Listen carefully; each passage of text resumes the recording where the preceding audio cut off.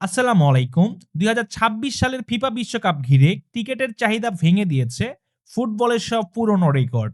ফিফার সবশেষ তথ্য বলছে, এবারের বিশ্বকাপের টিকিট বিক্রি নিয়ে আগ্রহ এমন পর্যায়ে পৌঁছেছে যা আগে কখনো দেখা যায়নি।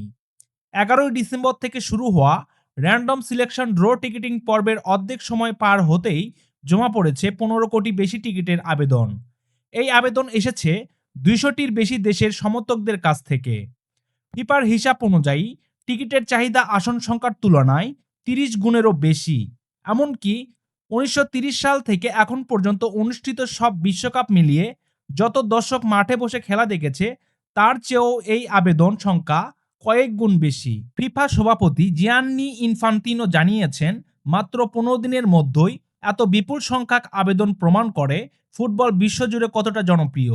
তিনি বলেছেন, ২০২৬ বিশ্বকাপ হবে ইতিহাসের সবচেয়ে বড় এবং সবচেয়ে বৈশ্বিক ফুটবল উৎসব।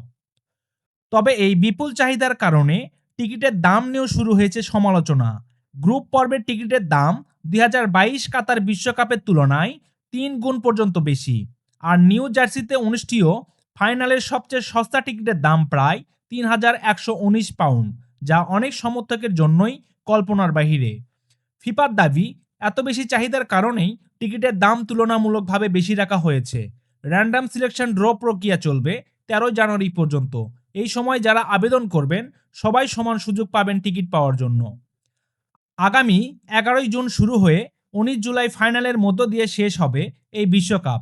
এই প্রথমবারের মতো ৪৮টি দল অংশ নিবে এই বিশ্বকাপে এবং মোট ১০৪টি ম্যাচ অনুষ্ঠিত হবে যুক্তরাষ্ট্র, কানাডা ও মেক্সিকোতে। এত বড় আয়োজন, এত বেশি দর্শকের আগ্রহ, সব মিলিয়ে ২০২৬ বিশ্বকাপ যে ফুটবল ইতিহাসে এক নতুন অধ্যায় হতে যাচ্ছে তা বলাই যায়। ভিডিওটি ভালো লাগলে ভিডিওটিতে একটি লাইক দিয়ে সবার সাথে শেয়ার করে দিন। আর আমাদের চ্যানেলে নতুন হয়ে থাকলে আমাদের চ্যানেলটিকে সাবস্ক্রাইব করে আমাদের চ্যানেলকে আরও বড় করতে সাহায্য করুন। ভিডিওটি সম্পূর্ণ দেখার জন্য আপনাকে ধন্যবাদ।